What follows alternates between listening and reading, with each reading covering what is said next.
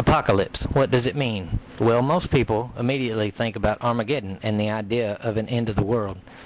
And while that is the most widely accepted definition, it's not the only one. It also actually translates into essentially the unveiling of hidden knowledge, lifting of the veil, or revelation.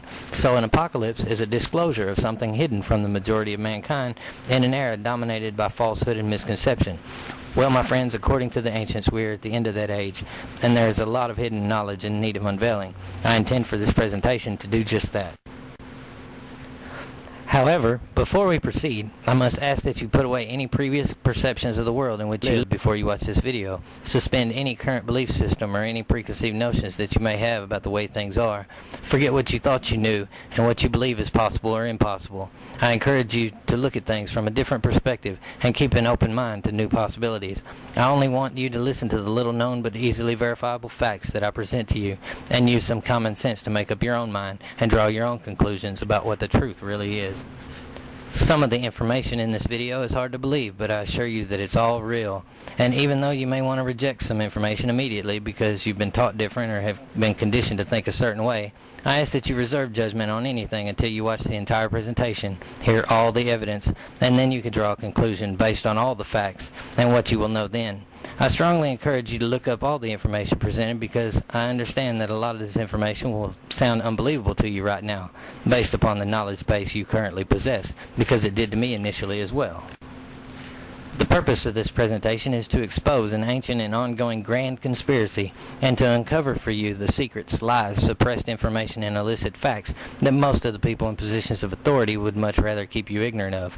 It's about challenging the comfortable world of official versions and established thinking by giving you access to the knowledge that will make the most powerful people in the world, whether they're in government, business, academia, military, the judiciary, media, or the established church, uncomfortable at the very least, and more than likely will really piss them off. I'm going to do my best to simplify and condense the most important of this massive amount of information into a relatively short and easy to understand format, while at the same time attempting to be thorough and extensive enough to give you a glimpse at the big picture. Every individual topic of the story has been covered by many reliable sources in great detail, but no one has covered the overall basic story in one place. Although I have attempted to simplify the situation into a manageable amount, this work remains barely the tip of the iceberg, but it's all out there for those who care to look. While there is some amazing and wondrous information, I must warn you now, there is also some very dark, disturbing, and sinister information that you really may not want to know too. Once you know something, you cannot unknow it, and you cannot turn back after the fact. So use your discretion, and be sure that you really want to know the real truth before you continue on. If there's any doubt about the sincerity of your desire to learn the truth, you should turn and bow out gracefully now. But for those who really and truly believe that you're 100% ready to learn the absolute truth, you may proceed. History, as we know it, is a blatant lie, and almost everything you have been taught concerning our history is wrong. In fact, human history has been one immense, ongoing, and all-encompassing conspiracy perpetrated by the global elite and hidden from the masses. There is a vast amount of evidence, most of which you've probably never heard of before, that collectively, unquestionably prove that at some point in Earth's very ancient past, there existed a previous race of people who were more advanced technologically and spiritually than we have ever dared to imagine. Then something major happened, and we somehow lost the knowledge, understanding, and abilities to do many things that the ancients could, including much that we are only now beginning to rediscover, and even more that we still cannot replicate today. Most all ancient cultures share stories of a past golden age and a global flood, yet we're told that we have never been this advanced before, and that the civilization of Sumeria is the oldest known civilization at around 6,500 years. As you will soon see, this is simply not the case. Many inexplicable, microscopically tiny, ancient man-made spiral-shaped artifacts have been found in their thousands in Russia's Ural region at depths between 3 and 12 meters. They are composed of various metals, including the rare metals tungsten and molybdenum. They resemble control elements used in our latest nanomachines technologies and range in size from a maximum of 3 centimeters down to an incredible 1/10,000th of an inch.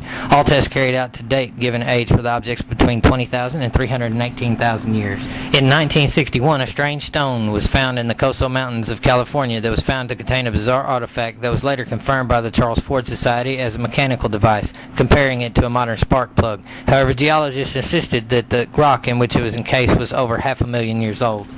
The Ica stones of Peru depict a number of unbelievable and unexplainable images consisting of everything from complex medical procedures like heart and brain transplants and blood transfusions to men riding and hunting various kinds of dinosaurs. It also shows ancient man looking at the sky through telescopes at celestial bodies, many different spiritual images, and even maps of the earth as it appeared 13 million years ago. More than 15,000 are known to exist, ranging from the size of a tomato to twice that of a basketball. They are dated by some at 12,000 years old and are a wealth of undeniable yet unexplainable evidence that the ancients had extremely advanced knowledge in many disciplines. The Piri-Reis map goes back more than 5,000 years, and yet it accurately depicts the coastline of Antarctica as it appeared pre-Ice Age, as revealed by seismic echo soundings of the Antarctic ice sheet. Pictured also in great detail are regions scarcely explored today, including a mountain range that remained undiscovered until 1952. The hydrographic office not only proved the map genuine, it's been used to correct errors in some present-day maps. Pumapunku is part of a large temple complex or monument group near Tiwanaku, Bolivia.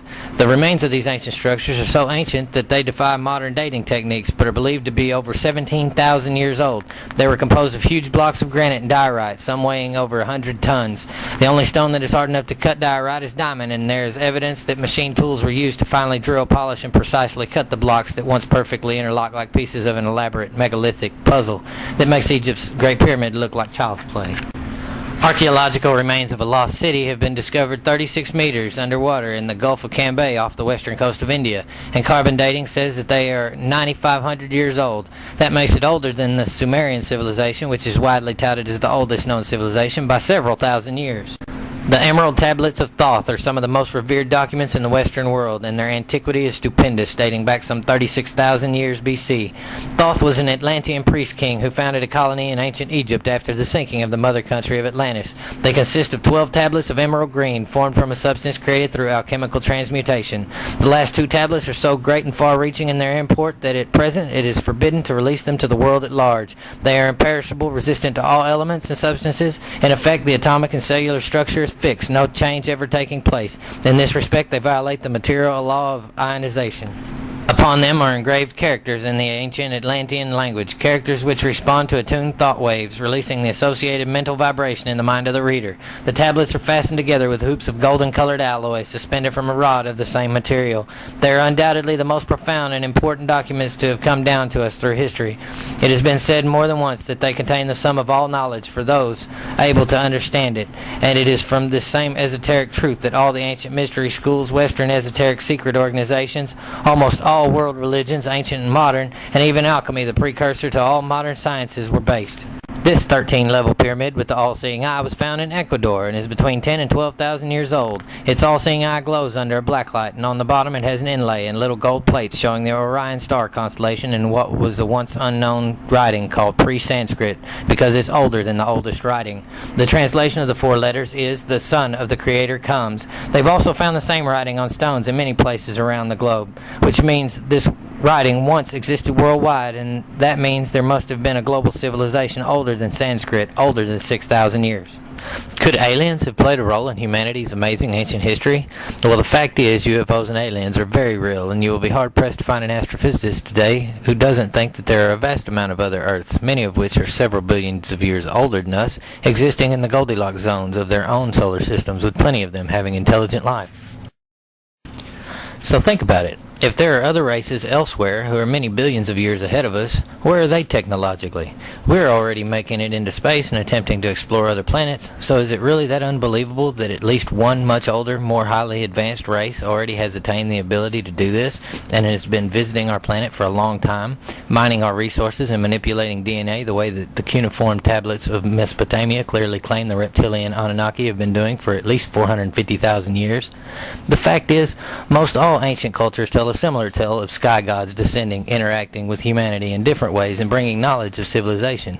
In addition to these stories of ancient alien visitations, there are also a lot of unexplained physical evidences to help corroborate them. In 1938, in the Himalayas, archaeologists discovered skeletons of a race of humanoid beings that had spindly little bodies and large overdeveloped heads, and a strange record-like disc that had a continuous spiraling line of characters in a mysterious hieroglyphic script. In 1965, 716 more grooved stone discs were uncovered in the same caves and were dated between 10 and 12,000 years old. When a professor of archaeology at Beijing University broke the code and started to decipher the strange script on the disc, the Peking Academy of Prehistory forbade him to publish his findings.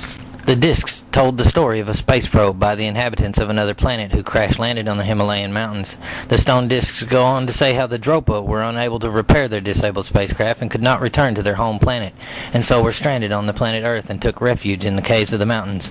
On the walls of the caves, archaeologists found crude illustrations of beings wearing helmets, the rising sun, the moon, unidentifiable stars, and the Earth, all joined together by lines of pea-sized dots. The cave drawings have been dated back to around 12,000 years. Many other unexplainable humanoid physical remains have been discovered in other places around the world, like the Sealand skull, whose discovery on the Danish island of Sealand in 2007 did not make headlines and instead remained largely ignored by science until 2010. Other unbelievable examples are the elongated humanoid skulls that have been found in various places in South America and are displayed in a small museum in Peru. They are from a race of giants over 2.6 meters tall, and they are not just deformed or misshapen, they are naturally formed like an egg and do not possess the three plates that we as Homo sapiens have. That shows that these are a completely different humanoid species that modern science refuses to acknowledge existed on or visited Earth in the remote past. Other surviving physical evidence of ancient alien visitation includes a multitude of ancient cave paintings, rock drawings, petroglyphs, and numerous ancient artifacts from around the globe that go back many thousands of years and appear to depict UFOs or flying saucers and aliens that generally resemble what are known today as typical alien greys. UFO imagery was also used heavily in religious and other art during the Renaissance period, hinting that the artists knew something about our true ancient history. A flying saucer can even be found clearly depicted on a French coin from 1680 with a Latin inscription translated to mean, "It is here at an opportune time." Even more modern evidence can be found in the multitude of amazingly complex crop formations, many with significant symbolic and occult meanings from DNA spirals to sacred geometry, and there are more and more appearing every year. There are two that I find most intriguing, the first of which I will call the Arecibo message and the Chilbolton answer. Arecibo is the place in Puerto Rico where the world's largest radio telescope was constructed, and on November 16, 1974, it was used by SETI to transmit an encoded message comprised of several sections, each depicting a particular aspect of our civilization to the heavens. This signal was aimed towards the globular star cluster M13, some 25,000 light years away and consisting of some 300,000 stars in the constellation of Hercules. On Tuesday, the 21st of August 2001, the answer came back in two crop formations reported near Chilbolton Radio Telescope in Hampshire, UK. One was a humanoid face and the other looked almost identical to the Arecibo message, only with a few changes and alterations to the parts of the information. The second intriguing crop formation is of an alien face in a binary data sequence. It was discovered west of Winchester in the UK in August of 2002. When it is decoded, we get the message, "Beware the bearers of false gifts and their broken promises. Much pain, but still time. There is good out there. We oppose deception." Besides this immense amount of physical evidence, there are also some extremely intriguing accounts that boggle the mind and defy logic for the skeptic, like the Aurora, Texas UFO crash. In 1897, 6 to 7 years before the Wright brothers made their first flight, an alien ship was reported to have crashed into a wooden windmill, and the citizens of Aurora found the alien who was injured and picked him up and tried to nurse him while hiding him in a barn. When he died, they buried him in the cemetery, and for years his gravestone was marked with an odd-shaped rock with a spaceship on it until it was stolen. Debris from the spacecraft was put in a well on the farm and has since been sealed off, but in 1973, John Schessler recovered a piece of metal from around the alleged crash site. This piece of metal had been molten at one point in time because it had molded to the shape of the rock it adhered to, and was determined by metallurgists that in 1897 this metal just simply did not exist on Earth. It was identified as a kind of pure aluminum that was impossible to make in 1897 and would still be difficult to do today. Another intriguing account came in 1961 when Betty and Barney Hill were abducted while driving home from vacation. Afterwards, neither could remember exactly what had happened during their encounter, and they could not account for 2 hours of time. On the morning after the incident, they noticed the vehicle had strange blotches that were soon found to be magnetized where the paint had been removed and revealing bare metal. Barney had scuff marks on his shoes as if he'd been dragged and an extremely painful back. Betty began to have recurring nightmares of creatures that were intent on kidnapping her and Barney. Eventually, they were referred to a psychiatrist who recommended that they undergo regression hypnosis. They were regressed separately, yet gave similar accounts in remarkable details. The most interesting part was when she asked where they were from and was shown a 3D map of a star system. Then, while under hypnosis, Betty reproduced a detailed sketch of the star system Zeta Reticuli. It meant nothing at the time because it was a full 6 years before astronomers even discovered it. Another interesting phenomenon associated with UFOs is the fact that abductees around the world are finding alien devices implanted in their bodies. Disturbing and invasive medical procedures have always been reported in cases of abduction. In recent years, dozens of abductees have come forward with something else. They are telling UFO researchers that their abduction memories have been followed up with the discovery of unknown objects embedded in their flesh. Jeff Harvey is one such case. Jeff and his father had a UFO encounter in 1967 when Jeff was 8. In 2001, Jeff got real sick from heavy metal poisoning, which caused him to lose a ton of weight and get extremely ill. And upon examination, there was something strange found buried in his upper thigh that was just a little bigger than a BB. The VA said it was consistent with shrapnel, but he had never been in combat or battle, so he had no reason why it could be there. When he had it surgically removed and analyzed, they actually detected radio frequency, and it was drawn up to the skin when a magnet was applied. A Gauss meter showed a very strong electromagnetic field of 10 milligauss. A radio frequency detector was used, and it was found to be emitting a radio frequency of over 59 gigahertz, which is in the range used by radio astronomers to detect radio frequency coming in from outer space.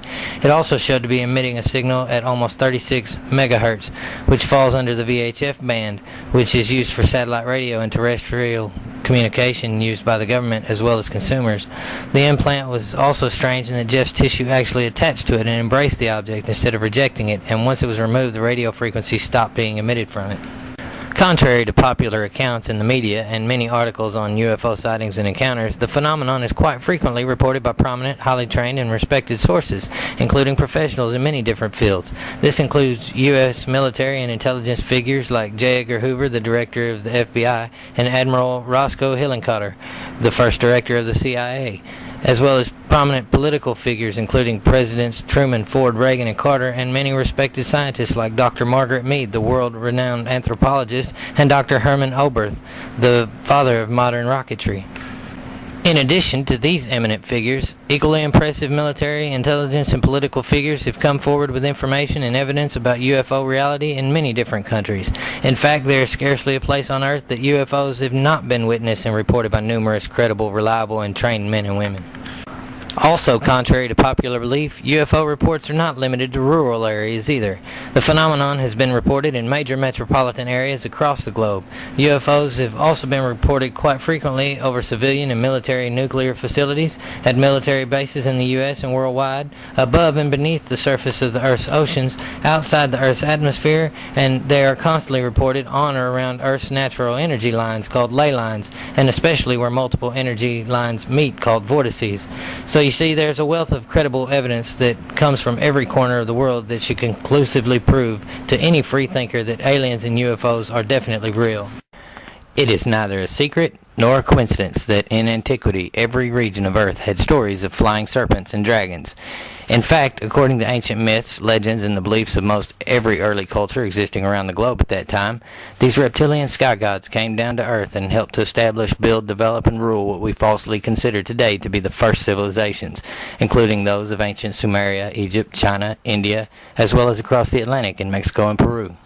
Based on Zechariah Sitchin's translation of ancient Sumerian cuneiform tablets, the reptilian Anunnaki, also known by many other names, including the Nephilim from the Bible's book of Genesis, first arrived on a colonial expedition to Earth about 450,000 years ago, looking for minerals, especially gold, which was mined in Africa. Due to dissatisfaction with their working conditions, one Anunnaki named Enki suggested that primitive workers, or Homo sapiens, be created by genetic engineering as slaves to replace them in the gold mines by crossing extraterrestrial genes with those of Homo erectus, the first of which they called Adama, the basis for the biblical Adam and Eve.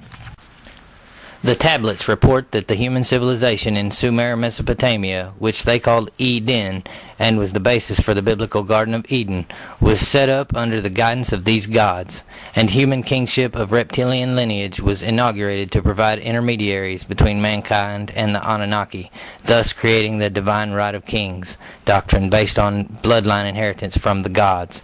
Because of its extreme importance, ancient cultures kept meticulous records of bloodlines. In fact, the Bible is in part a genealogical record tracing these bloodlines back to antiquity. There are many sources that state that no one was allowed to depict the Anunnaki in their true reptilian shape, and the very few depictions that survive to our days, like these statues of reptilian royalty with their child heir found in the ancient Sumerian city of Ur, were probably made in secret. Modern scholars have relegated these beings to the mythological or religious realm of a Sumerian pantheon. They dispute the Sumerians' own descriptions of them as real, flesh and blood people who came to Earth to create and mentor them. And who are we to believe? The Sumerians themselves, who revolutionized the world, left a vast archaeological record of their accomplishments and sought no credit for these accomplishments? Or modern academics whose worldview descends from one that formerly denied the very existence of the Sumerians and now will not permit them such a history? The fact that scholars do not know the place of origin of the Sumerians or the roots of their language leaves open the possibility of the truth being the Sumerian accounts. All the ancient cultures have archaic stories and texts that tell similar stories that our modern scholars and academics want to suppress and not acknowledge as truth. By using this dragon symbolism, it is easy to see that these reptilian sky gods did not just establish Sumeria, but were involved in establishing other first civilizations as well. Indian mythology is full of references to the serpent gods and flying dragons that brought them knowledge. They call them the Nagas. In the Americas, the Indian cultures of Mexico and Peru all had names for the reptilian sky god that taught them the modern skills and gave them the gifts of civilization. He was called Quetzalcoatl by the Aztecs, Viracocha by the Incas, Kukulkan by the Mayas, Gucumatz by the Central Americans, Botan in Palenque, Zamna in Izamal, and Suma in Venezuela, all of which roughly translate in their respective languages into feathered or plumed serpent or snake, which of course is simply a dragon. In Peru, this plumed serpent god was called Amaru, and the territory known as Amaruca literally translates as land of the plumed serpents and is where America got its name from. The dragon was also a symbol of the sky gods in Babylon, Assyria, Phoenicia, Persia, Hindustan, and many others. In fact, the entire culture of China is based on the dragon and the serpent race, as the Chinese believe that a dragon fathered the first dynasty of divine emperors, and subsequent emperors claimed their right to rule because they were descended from the serpent gods. Back then, astronomy and astrology were part of the same sacred science, and the center of the universe, the pole star, which is the most important point in the universe, was Thuban, also known as Alpha Draconis, and it was a star or star system in the circumpolar constellation of Draco. The most ancient bloodlines are symbolically related to Draco, the great dragon, around which the heavens revolved, and so did earthly civilization, as above, so below. This astronomical event is represented by the circumpunct symbol, which is also the solar symbol for the sun, the alchemical symbol for gold, and represents the Egyptian sun god Ra. Interestingly, not only the Egyptians, but the Incas, Mesoamericans, and the Chinese all believed that their rulers were direct descendants of the sun god. The circumpunct is also representative of more esoteric concepts, including the self and the creative spark of pure divine consciousness within people, linking everyone to the creative mind of a universal God, thus making each person a co-creator of our reality. It also corresponds with the Keter, or the topmost Sephiroth of the Tree of Life in the Jewish mystical Kabbalah. It is considered so sublime that in their foundational work, the Zohar, it is called the most hidden of all hidden things. Besides ancient stories of civilizations having been established by dragon sky gods, the best evidence to prove that these ancient civilizations are all intimately linked to one common heritage comes through the insane amount of similarities and commonalities shared by all of them, including the fact that they all just started popping up out of nowhere at around the same time in Earth's history, all around the world, allegedly with absolutely no precedent, and then they each proceeded to develop virtually instant agriculture and built enormous megalithic structures, especially pyramids. Each had similar traditions of early history, including a Garden of Delight, a Golden Age, a global flood, one original language, and worldwide they shared similar systems of writing, languages, hieroglyphics, and symbols, including the swastika, a sun sign, as well as numerous specialized and intricate glyphs, especially snake and sun combinations. The serpent and the sun are two of the oldest and most widespread symbols used since ancient times. Serpent and sun worship both began at the same time in human history and were universal throughout all ancient cultures. In fact, these two symbols represent similar meanings, and every part of the ancient world was covered with temples sacred to both the dragon and the sun. In religion, mythology, and literature, serpents and suns represent a creative life force, spiritual wisdom, knowledge, power, energy, life, and healing. Actually, many mythologies from ancient traditions throughout the world identify the sun with the serpent as one single extremely powerful and benevolent life-giving force, the sun, which sends her loving serpent hands or energy rays to caress the earth and its inhabitants and to bless it all with life. The first symbols of serpents were attributed to Enki, the DNA manipulator, and fittingly his emblem was the entwined serpents or caduceus. The symbol of the caduceus was later transferred to one of Enki's counterparts, Ningishzida, also known as Thoth, author of the Emerald Tablets, and then to others of his family, because it was, among other things, a code for the bloodline of Enki's heritage. From this symbol of the serpent, the power was transferred to the symbol of the dragon, also a sun symbol, who continued to hold the knowledge. The archetype of the dragon has represented many different symbolic meanings. Among these are power, strength, wisdom, knowledge, and energy, and transcendental consciousness. The dragon represents the universal energetic field as well as the unknown and hidden energy in man and nature. The word dragon comes from the Greek verb durkin, which means to see. The dragon is the principle of clear seeing, the ability to see things in a new light as they really are, beyond all illusions. For this reason, the dragon has great wisdom and power in myths. Ancient cultures also shared many other customs like mummification, burial, circumcision, and the binding of babies' heads to produce an elongated skull. This was deemed very attractive as well as a sign of intelligence and was practiced by the Maya, Incas, Celts, Egyptians, and Basques. They each also produced similar systems of government, societal rules, class distinction, and a pyramidal social hierarchy. On the top of the pyramid were their bloodlines, and on the bottom were the slaves, peasants, and undesirables. If there was any social mobility, it was downward. Similar versions of this hierarchy were developed by civilizations all over the ancient Near East, such as in Mesopotamia, Assyria, Babylon, Persia, and Egypt, as well as the Far East in China and India, in the Mesoamerican cultures of Mexico and Peru, and of course throughout the European empires. Now, the question is, who were these ancient rulers perched atop each of the pyramidal social hierarchies of antiquity? Well, available evidence shows that the ancient dragon bloodline royalty was primarily of Nordic Aryan stock. But who or what were the Nordic Aryans? Their name is derived from the Indo-European root word "air," meaning noble. So the word Aryan, depending on where you look, is translated of noble birth or honorable, respectable, noble. They called themselves the noble ones or the superior ones. Aryans or white people are generally divided into three groups. These are the Mediterraneans, the Alpines, and the Nordics. Nordics, recognizable by their tallness, light hair and eye color, and long skull, are the ones that most people are talking about when they speak of the archetypal Aryans. But there are also several different Nordic subtypes. The Borby type, which have large square heads, brown or blonde hair, and light, mainly blue eyes. And the Bruns, who are also big-headed, but with frequent red-headedness and prominence of darker shades of brown with minimal blondism. But the Hallstatt Nordic is your stereotypical Aryan, being ash blonde, blue-eyed, tall and slender, straight and narrow-nosed, and relatively long-headed.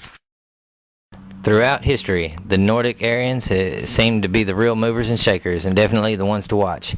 They were a tough, tribal, and nomadic peoples who were fierce and warlike, and their religion reflected this, dominated as it was by a sky god that enjoins warfare and conquest, commonly known as Zeus. For thousands of years, this race of warriors, sailors, pioneers, and explorers have poured forth from their Northland homes in conquering waves over Europe and many parts of Asia, sometimes conquering peoples vastly superior in numbers by their fierce energy, and then establishing themselves as their aristocratic ruling class, and then perpetuating their rule with their political abilities. You see, the Nordic is at once democratic and aristocratic. Among his own kind, he is democratic, profoundly individualistic and touchy about his personal rights. Neither he nor his fellows will tolerate tyranny, but wherever the Nordic establishes himself among other races, he is extremely aristocratic. Feeling himself the ruler and the superior, he prides himself on his race and seeks to guard the purity of his blood. This is where racism comes from and why it will never completely go away. Throughout Europe today, the old aristocratic class tends to be of Nordic origin. Even in countries where the Nordic element has been mainly bred out of the population, what little Nordic blood remains is found chiefly concentrated in the old upper-class families. There are many kinds of evidence to support the idea that Nordic Aryans were the primary ruling elite of many ancient cultures from around the world.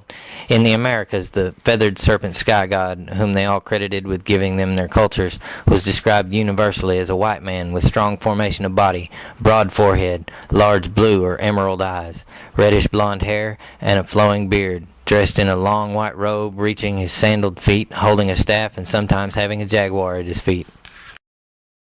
This white man, whom the Incas called Kontiki Viracocha, and his merry band of white gods that they called the Viracocas, were credited with building the ancient city of Tiwanaku before he and his assistants departed, saying that they would return one day. Each civilization had a similar tale, and depending on the location as to the reason why he left, but regardless, he always said that he would return one day. Centuries later, when Francisco Pizarro appeared, the Incas were an easy conquest due to the fact that they believed him to be one of these white gods. As did the Aztecs when Hernando Cortez appeared in Mexico with his conquistadors. They believed him to be Quetzalcoatl. The civilization of the Incas of Peru, like that of the Aztecs of Mexico, developed later than other ancient cultures, but their imperial forms of social organization had obviously been handed down for many generations. Incan society was tightly organized. At the head was the supreme Inca, who was considered a direct descendant of the sun. His rule was absolute. He was the head of state, commander of the armies, and the authority for all taxes and laws. His title was passed on from one generation to the next so that the noble lineage remained pure and genetically intact. He and his wife, who was also his blood sister, were considered to be in a direct genealogical line that led back to the gods. According to the Incan creation account, the creator Viracocha sent out two of his children, Manco Capac and Mama Abuelo, to gather the natives into communities and teach them the arts of civilized life. These two children, brother and sister, became husband and wife so that they could maintain the purity of the Creator's bloodline. The Supreme Inca had to carry forward this tradition by marrying his blood sister. Though he kept concubines, only the offspring of his sister could produce the next Supreme Inca.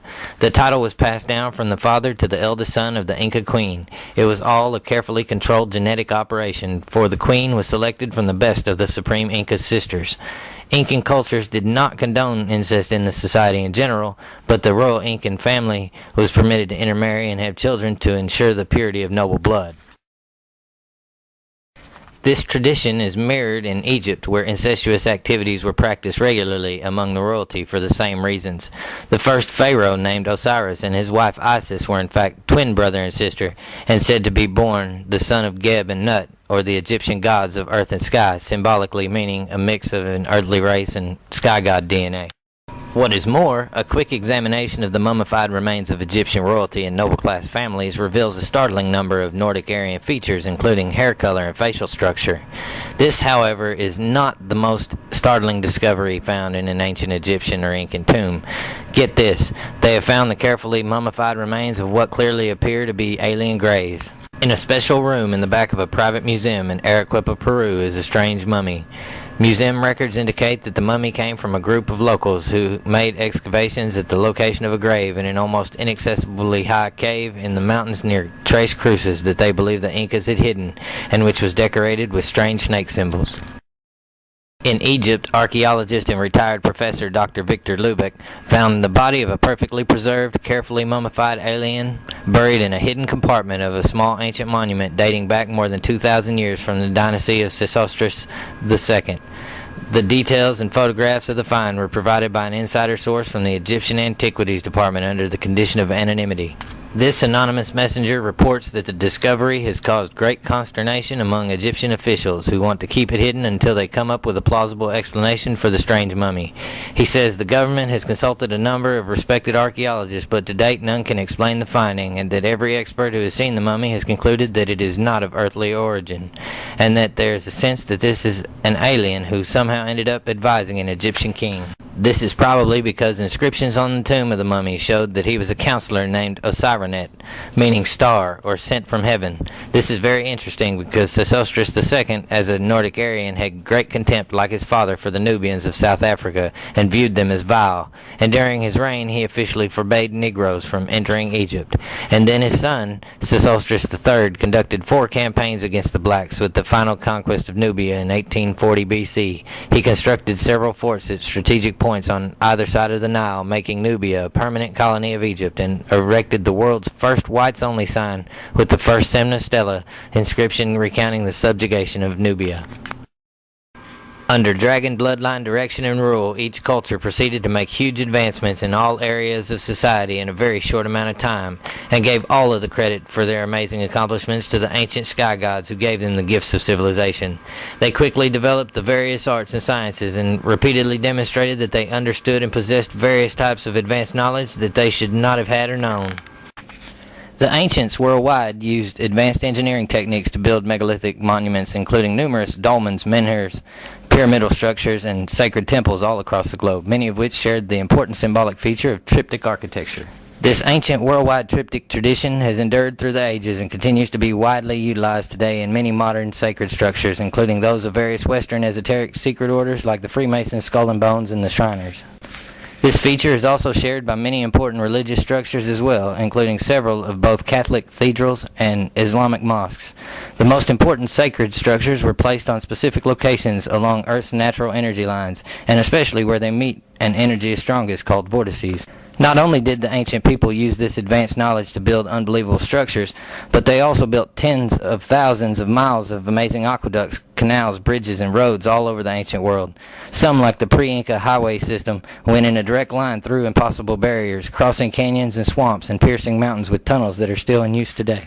The ancients utilized many advanced construction techniques. Among these are the widespread use of a superior form of cement, to the use of enormous copper clamps, gold nails, and silver bolts weighing tons, and even a softening procedure for hard rock, enabling it to receive hand or foot imprints by pressure only. Ancient texts in Tibet record that in very ancient times, during a golden age, the people were wise and skillful and built great houses of crystal. These ancient people not only built amazing structures, many several stories tall, but they also decorated them elaborately too, outside and in. These buildings not only looked good, they had many of what we consider today to be modern conveniences like heat and air conditioning and hot and cold running water and indoor plumbing and sewage removal systems. Ancient civilizations were able to achieve a lot of their amazing feats because they possessed a high degree of understandings of complex mathematical knowledge. The accuracy of the ancients to the point of infinitesimal fractions is enough to make even the most die-hard skeptic stop and think. It allowed the ancients to do unbelievable things like construct the Great Pyramid perfectly square to within 3/10,000%, while fitting enormous blocks together with the accuracy of 1/100th of an inch, or pinpoint the solar year in Mexico to within an accuracy of 1/20,000th of a day. Ancient astronomers even used algebra to work out the position of celestial bodies at any given time. In fact, all the available evidence suggests that they had an intimate understanding of the universe and possessed advanced astronomical knowledge. This is demonstrated by the fact that earlier civilizations knew things about the universe that there is no possible way that they could have known without some external help.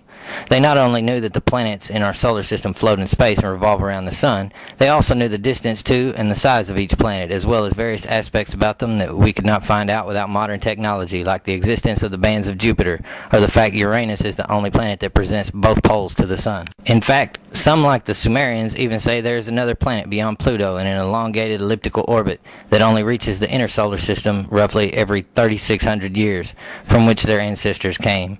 An old Sumerian map confirms this and shows the sun and 11 planets counting the moon all by size. The story of just such a planet is corroborated by a 3,600-year-old text recorded by Egyptian and Celtic authors called the Colburn Bible.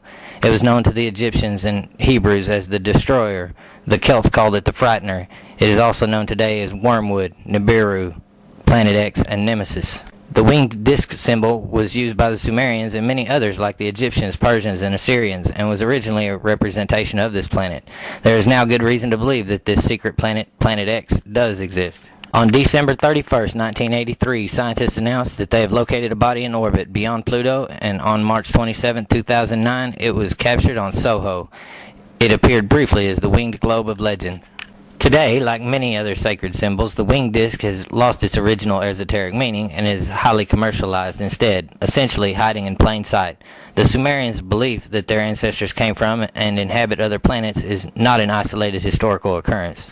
Actually, according to several ancient cultures, like those of ancient India and Greece, there exist many other Earths with inhabitants. In fact, most civilizations claimed our ancient ancestors came from various other star systems, including Orion and Sirius, or like the Mayan people who lived in Tikal, and many others, the Pleiades. Their 7 main temples, or pyramids, are perfectly aligned with and mimic the star map of the Pleiades. The significance of the star system is illustrated at various locations on this planet, and this is not just a coincidence. Most every civilization has a myth concerning the Pleiades, or the 7 sisters, and like in Tikal, you can find the Pleiades identically displayed by structures in Egypt, Rome, Ethiopia, and Iran. It can even be found at Stonehenge and on the Freemasons' first-degree tracing board, but the most peculiar place it has been found is in the Cydonia region of Mars.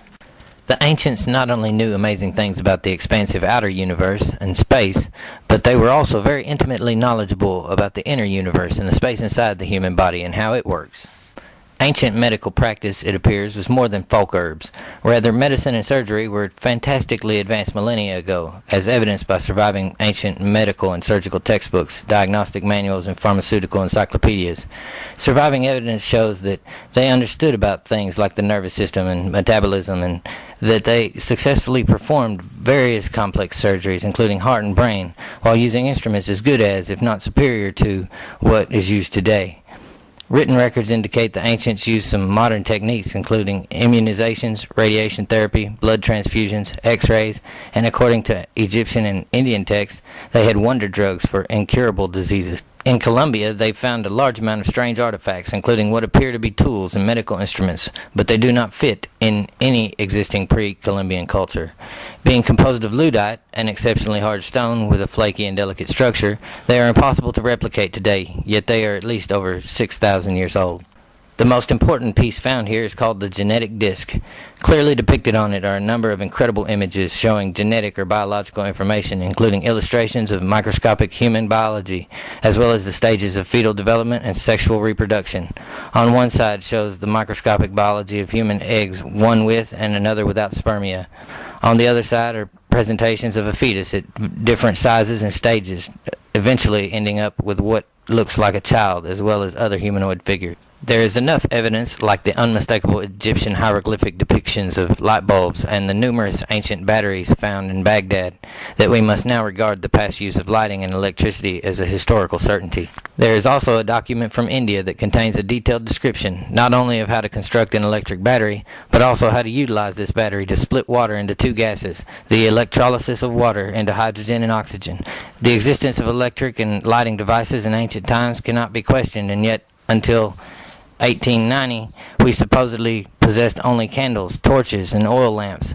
It is easy to think that this was always the case, because the Greeks and Romans used torches and oil lamps for illumination, and wherever passageways are still standing between ancient buildings, traces of smoke can be found on the ceilings. How then do we explain the fact that no trace of smoke is found in any Egyptian pyramid or in the subterranean tombs of the pharaohs, which are beautifully carved and painted with the precision and delicacy requiring the equivalent of daylight? Perpetual lamps that functioned indefinitely without oil or any product that was burned or consumed were apparently pretty universal in the ancient world. They have actually been found in underground tombs, vaults, and dwellings around the globe. Touching them was prohibited under pain of provoking an explosion capable of destroying an entire town. Judging from all the available evidence, it would also seem that the ancients were also intimately familiar with the concept of flying, and that the topic of ancient flight is actually way more complicated than just similar stories of sky gods descending to earth and establishing various cultures. People all over the world also seem to have retained separate memories of a period when aviation was a well-known concept and flight was a frequent occurrence. There are numerous tales of ancient kings using airships to get around. What is more, their writings demonstrate knowledge of aerodynamics and an awareness of the factors of takeoff propulsion, braking, and landing. These ancient books give instructions in great detail, including pictographic texts of how to build and fly various kinds of aircrafts, as well as covering their multitude of uses, including fighting wars and even space travel. Many aerodynamic artifacts that look like miniature planes have been found in various tombs in South America. In addition, there are Giant petroglyph drawings like the Nazca lines found in various places on the globe that are situated skyward and can only be seen and appreciated from the air. Culture with the most evidence concerning ancient flying machines, though, has to be India. Many ancient Vedic writings are concerned with stories of various aspects of aircrafts, including construction and usage. In fact, the Sanskrit term Vimana Vidya means the science of building and piloting airships. A 3,000-year-old Indian text entitled Vaimanika Shastra, meaning the science of aeronautics, has 8 chapters with diagrams on the construction of 3 different types of aircraft. It included the design for a helicopter-type cargo plane and drawings for double and triple decker passenger planes for as many as 500 people. It included plans for an aircraft that flew in the air, traveled underwater, or floated pontoon-like on the water. Information covers everything from the qualifications and training of pilots to instructions on how to make the aircraft invisible to enemies, zigzag in the sky like a serpent, paralyze other aircraft, create the illusion of a star-spangled sky, and even list proportions of certain chemicals which will envelop the aircraft and give it the appearance of a cloud.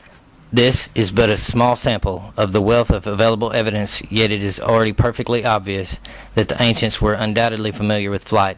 However, according to an ancient document from Tibet, we aren't supposed to know this because the knowledge of the flying machines is secret and not for the masses.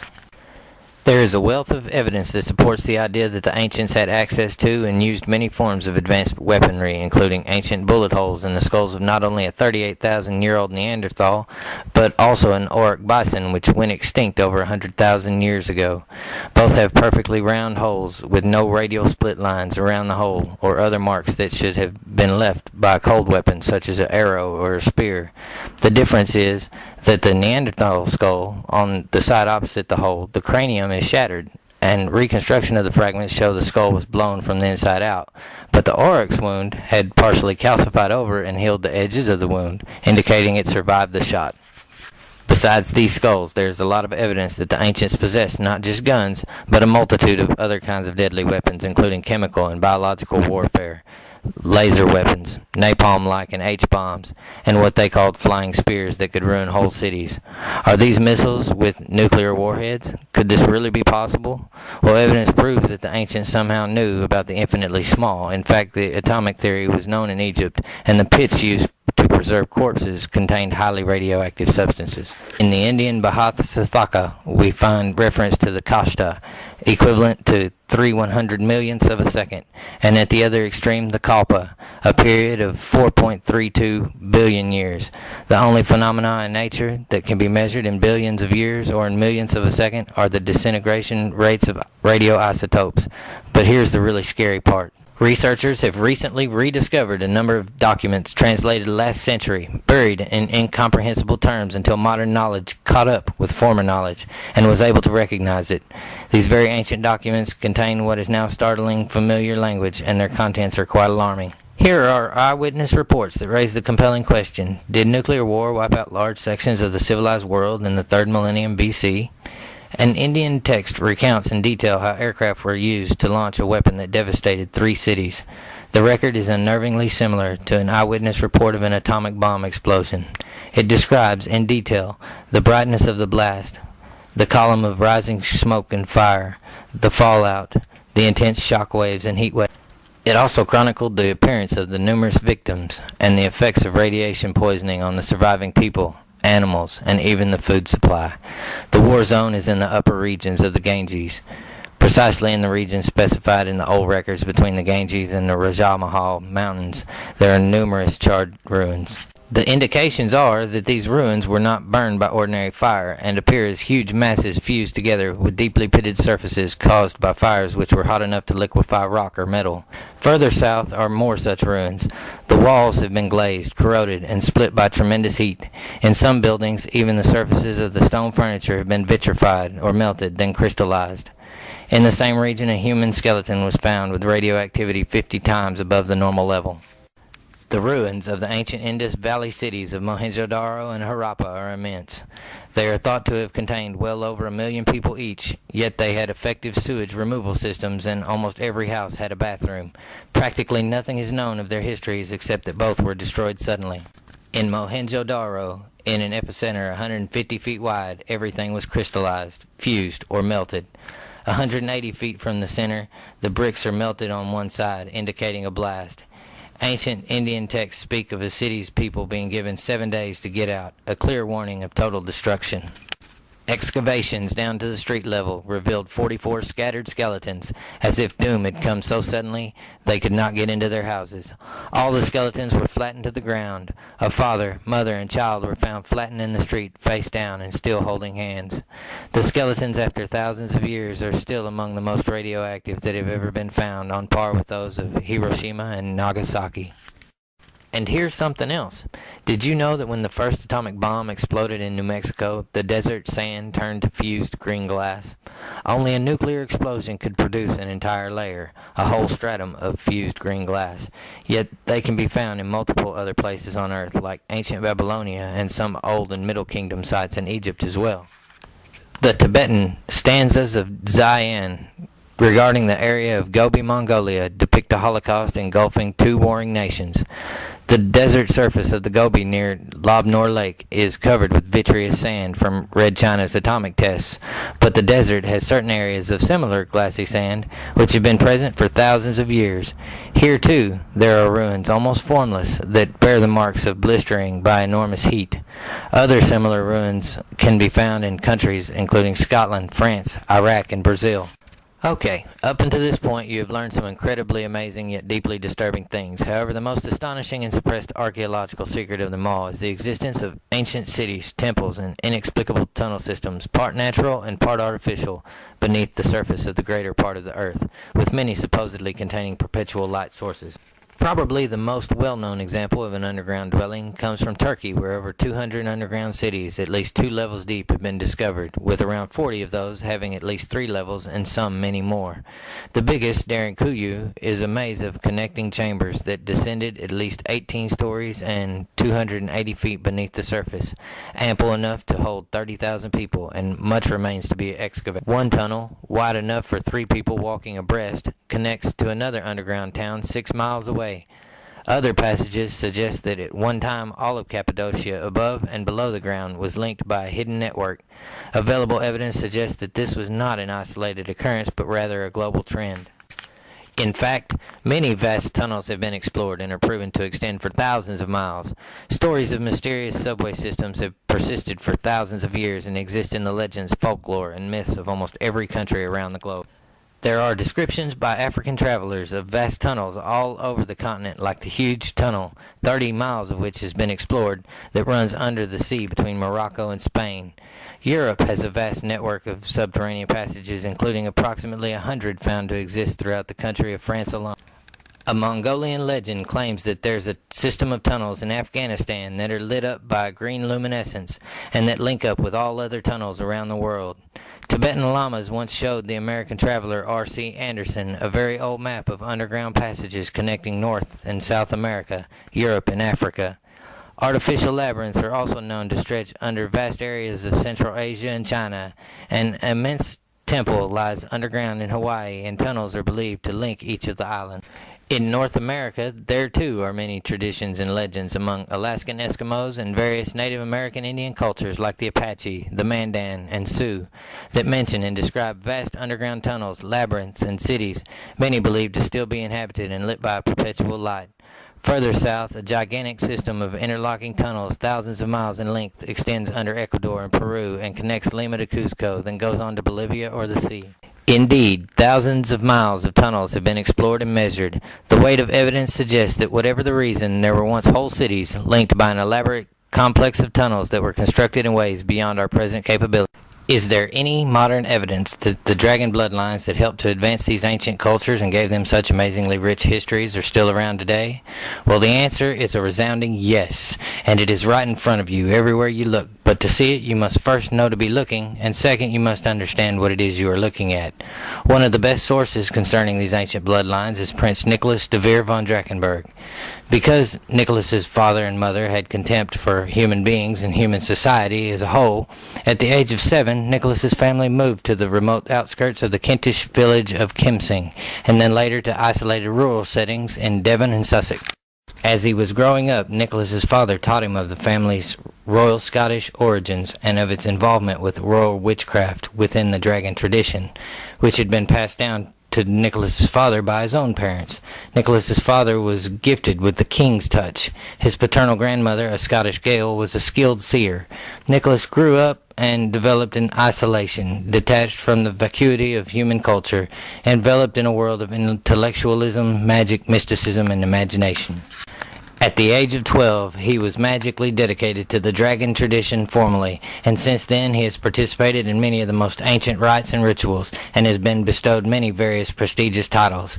His family's hereditary involvement in royal witchcraft and the dragon tradition is officially acknowledged, and he is recognized as a royal dragon prince by the House of Vere, as well as by the British government. He is considered the original magical prince, the rightful king of witches by familial inheritance, whose ancient royal blood lineage is unquestionable, tracing through well over 120 imperial and royal bloodlines going back over 5,000 years. As one of the few documented members of this bloodline in the world, he is uniquely qualified to understand some of the deepest human secrets and reveal them to us.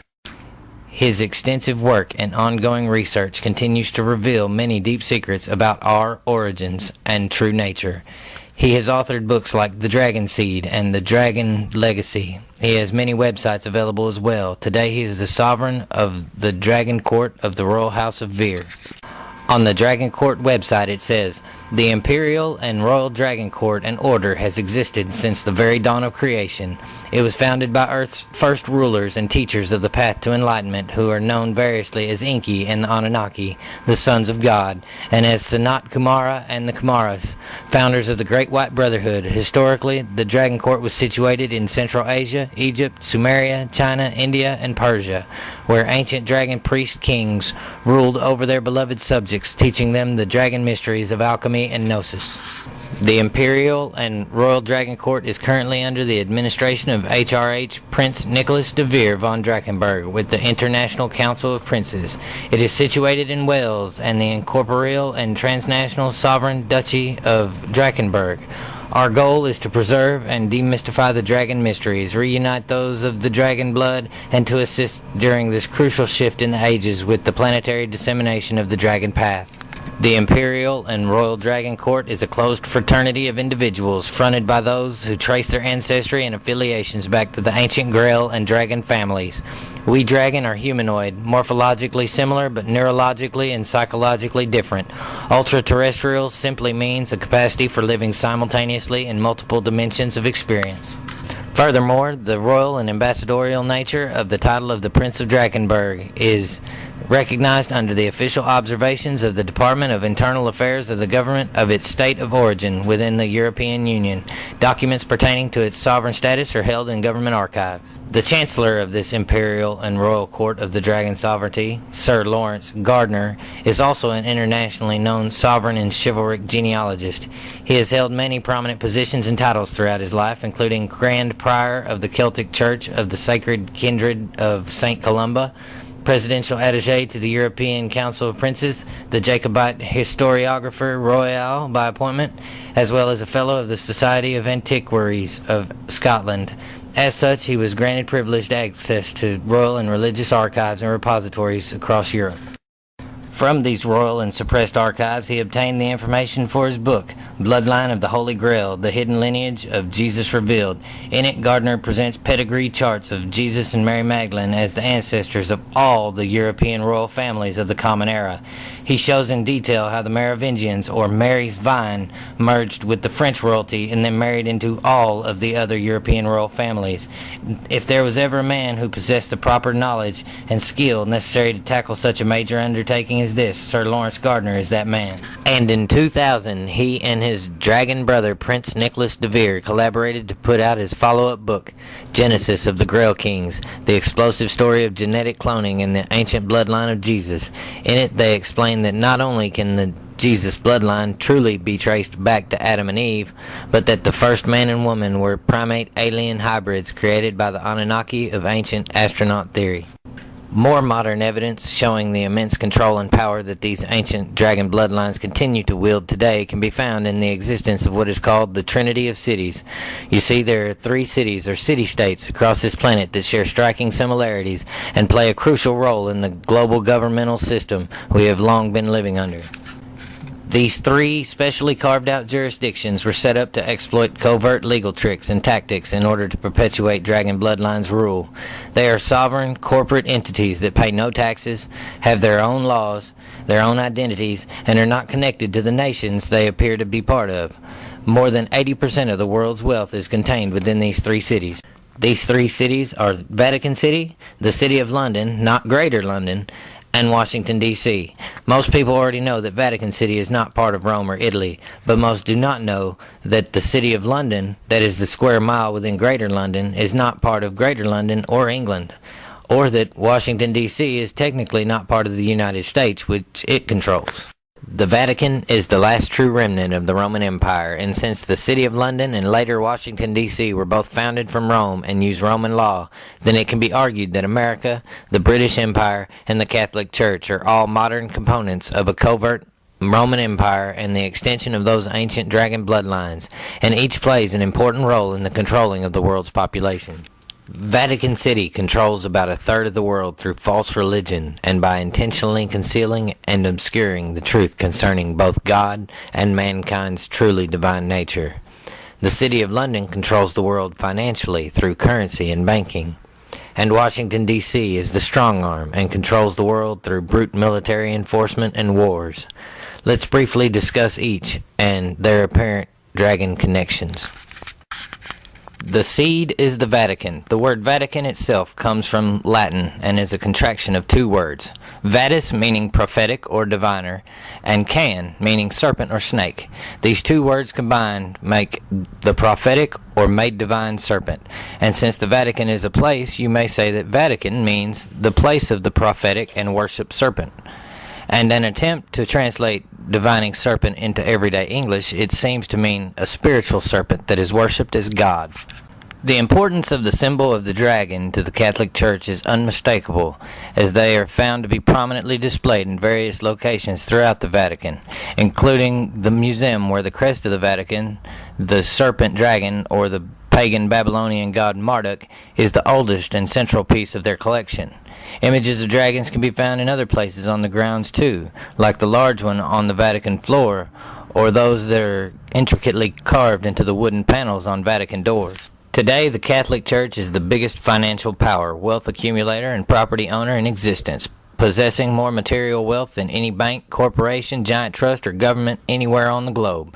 The Pope, who is the visible ruler of this colossal global wealth, is one of the richest men on earth, and even though the Pope is said to be the holiest living human and God's representative on earth, the majority have not behaved that way. Most have participated in various wicked and twisted forms of debauchery. Like Pope John XII, who it is said that there was no sexual act or perversion he would not try. He not only consorted with the whores of Rome, but also with young boys and animals. Pope Clement II surrounded himself with little page boys in tunics cut off above their buttocks, allowing the Pope to fondle them from behind from time to time. Others murdered their opponents and resorted to bribery and racketeering. 2 consecutive popes, however, take the title for having the most debauched reigns. Pope Innocent VII and Pope Alexander VI not only did their fair share of torturing and killing, but also frequented in bribery, simony, and nepotism, while making a virtual whorehouse out of the Vatican that resulted in several illegitimate children. Since its inception, the Catholic Church has spent hundreds of years waging crusades and inquisitions, mercilessly murdering and annihilating all opposition and forcing their indoctrination at the tip of a blade, essentially saying, accept our version of God or go meet yours immediately. They hunted down, slaughtered, and systematically eliminated all heretics, pagans, and anyone else they believed may possess any understanding of ancient wisdom and spiritual truth, intentionally driving humanity back into the Dark Ages in order to essentially reset history as if we've never been advanced before. They only passed their ancient advanced knowledge down through various dragon-controlled secret organizations and attempted to repress publicly any advancement in spiritual or scientific thinking, like Galileo's heretical assertion, which was well known before by many ancient cultures, that the earth revolves around the sun. To ensure the masses' ignorance of the truth, they have stolen, suppressed, and even intentionally destroyed esoteric information and artifacts that they have decided not to keep for themselves. The Vatican's secret archives are estimated to have over 52 miles of shelf space, housing everything from Jerusalem temple artifacts stolen in 70 AD by the Romans to Mayan codices that only they kept copies of and had the rest destroyed in bulk by the conquistadors and priests. More modernly, the Vatican is engaged in a whole lot of unsavory acts, including helping organized crime gangs launder vast sums of money and being one of the only places to still offer banking services that Swiss banks can no longer do by law. At the end of World War II, the Vatican even helped smuggle Nazi war criminals out of their countries as part of Odessa, a secret organization for former SS members whose purpose was to establish and facilitate secret escape routes, later known as rat lines, to allow SS members to avoid their capture and prosecution for war crimes. Under the leadership of Pope Pius XII, also known as Hitler's Pope, the Vatican negotiated a concordat with Adolf Hitler, who was born and raised a Roman Catholic and portrayed his Third Reich as a Roman Catholic enterprise as part of the loosely formed Holy Roman Empire. Pope Pius XII, who is accused of forbidding monasteries and convents to shelter Jews and accepting loot stolen from the Nazis' victims, wrote a letter to Hitler saying, "To the illustrious Herr Adolf Hitler, Führer and Chancellor of the German Reich, here at the beginning of our pontificate, we wish to assure you that we remain devoted to the spiritual welfare of the German people entrusted to your leadership. May the prosperity of the German people and their progress in every domain come, with God's help, to fruition." Many Jesuits became officers in the Nazi SS, and in fact the current Pope, Pope Benedict XVI, was himself a Hitler Youth. The second part of the Trinity is the City of London, often called the Square Mile.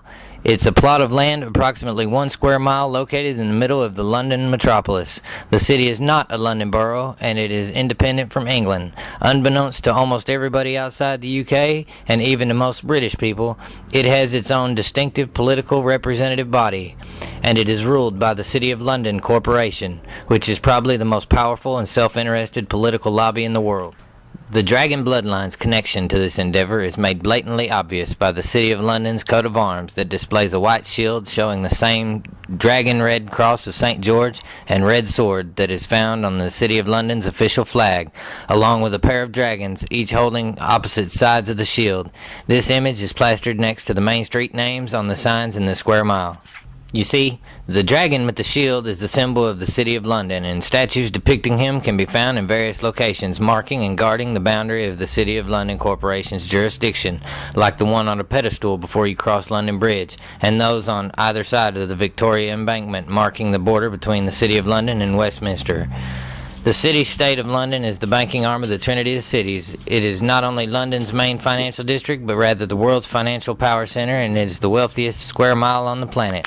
It houses the Rothschild-controlled Bank of England, Lloyd's of London, the London Stock Exchange, all British banks, the branch offices of 384 foreign banks, 70 USA banks, Fleet Street's newspaper and publishing monopolies, headquarters for worldwide Freemasonry, and is the headquarters for the worldwide money cartel known as the Crown.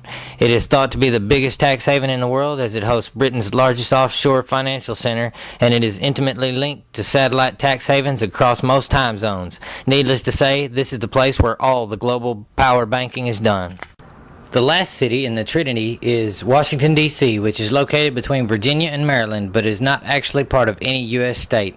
Residents of the district have one non-voting representative in the U.S. Congress. They do not have voting representation in the United States Senate, but D.C. is entitled to 3 electoral votes for president. In the U.S. House of Representatives, the district is entitled to a delegate who is not allowed to vote on the floor of the House, but can vote on procedural matters and in House committees. Washington, D.C.'s government operates under authority derived from the U.S. federal government, and these dragon dynasties have managed to permeate American politics so thoroughly that the vast majority of successful politicians historically are from these prominent families and are commonly found to be high-ranking members in various influential secret societies and organizations. You see, the USA was founded by the Dragon Elite for the very reason of executing their plan to control the world. It is this nation which is the hub of its wheel of influence. Since its discovery, the history of the USA has been the history of ethnic cleansing, imposition of power, slavery, mass exploitation, and the worship of wealth. The U.S. president, generally accepted as the most powerful man in the world, is a slave to his prime allegiance, the Brotherhood and their bloodline agenda. Available evidence proves that running the United States has been a Dragon family affair since the very beginning. Did you know that all 44 U.S. presidents have carried European royal bloodlines into office? In fact, every U.S. president except the 8th, Martin Van Buren, are related to one common ancestor. They are all cousins and grandsons of King John Lackland Plantagenet of England, King John of Robin Hood fame, and the signer of the Magna Carta that gave more power to the British Parliament. 34 presidents have been genetic descendants from Charlemagne, the brutal 8th century king of the Franks, who was also George Washington's 31st great-grandfather. 33 descend from Alfred the Great of England, and 19 from King Edward III of England. In fact, until Barack Obama, the presidential candidate with the most British and French royal genes has won every single American election. However, President Obama is very much family too. His presidential cousins include Presidents George W. Bush and his father George H. W. Bush, Gerald Ford, Lyndon Johnson, Harry Truman, and James Madison. He is also linked genetically to other prominent figures such as Vice President Dick Cheney, British Prime Minister Sir Winston Churchill, and the Civil War General Robert E. Lee. If U.S. presidents are democratically elected, as we are told, then what are the odds that we would always choose members of the same royal families of Britain and Europe that we supposedly defeated during the so-called wars of independence to lead us? We, the people, are simply given the illusion of free choice, and regardless of which political party a candidate is affiliated with, the end result stays the same. Republicans push to make the rich richer and eventually squeeze out the middle class, and the Democrats push for bigger government involvement. Either way, the elite benefit and gain more and more power and control over the general population. Masonic researchers Christopher Knight and Alan Butler claim our first president and 33rd degree Freemason George Washington himself was a member of what they referred to as the Star family, and that he also helped with the occult symbolism that appears in the layout of the city that was named after him. He is shown depicted in a statue from 1840 by Horatio Greenough entitled The American Zeus, which is an illustration inspired by the colossal statue of the Nordic war god Zeus, and interestingly, the pose looks extremely similar to that of the devil in his occult tarot card. Also interestingly, the White House is located at the same spot of the inverted pentagram, which represents the all-seeing third eye of the devil on his card. Through the Illuminati's thorough infiltration and manipulation of American politics and their control over Washington, D.C., America has been all too eager to play its part as the strong arm of the empire of the city. We average Americans have unwittingly participated in helping to progress the modern-day Roman Empire's agenda of total global conquest and domination through a long list of atrocities against humanity, including the waging of wars, often intentionally instigated through the use of false flag operations designed to deceive the public, by the operations appearing as if they are being carried out by other entities. These false flags are used for various reasons, including as justification for the forceful occupation of various global territories in order to safeguard the interests of U.S. megacorporations and the Bloodline's global operations. The earliest documented American atrocities committed by white European bloodlines on behalf of the U.S. government begin with stories of the slaughter of countless Native Americans en route to stealing all of their land and gaining compliance for this through the use of brute force, terror, and useless treaties that the white man had no intention of honoring in the first place. The list of sadistic crimes committed against humanity on behalf of the U.S. government just gets worse from there, as evidenced by the long list of admitted human experimentation, including not just surgical experiments, but the use of pathogens, disease, biological warfare agents and chemicals, radiation and radioactive materials, as well as psychological and other forms of torture on its own people, all without their knowledge or consent. Even today, we are still being constantly and continuously poisoned and intentionally kept sick through the use of things like organophosphate fertilizers and other toxic pesticides in farming, as well as by the addition of various hazardous chemicals to our food supply, like the neurotoxin preservative MSG or monosodium glutamate that attacks your nervous system, or the highly toxic and cancer-causing byproduct of the aluminum manufacturing process and the refining of phosphate rock, which was used as rat poison for 40 years, called fluoride, that is being added to the water supply around the world. They even add harmful chemicals like mercury to the vaccines that are meant to keep us well. Dragon families not only control the pharmaceutical drug racket, including the development, production, and distribution of drugs that cause worse problems and symptoms than those they are meant to treat, but they are also in control of the illicit drug trade that keeps millions of people easy to control and strung out. They work almost as hard to keep us sick as they do trying to keep us ignorant of and suppressing the findings of any scientific experiments or tests appearing to show any really effective treatments for various diseases like cancer. In fact, the last century there have been several medically proven, highly effective treatments and even cures for cancer. Most have been highly ridiculed and suppressed because there is no money in curing a disease, only through the need for treatment.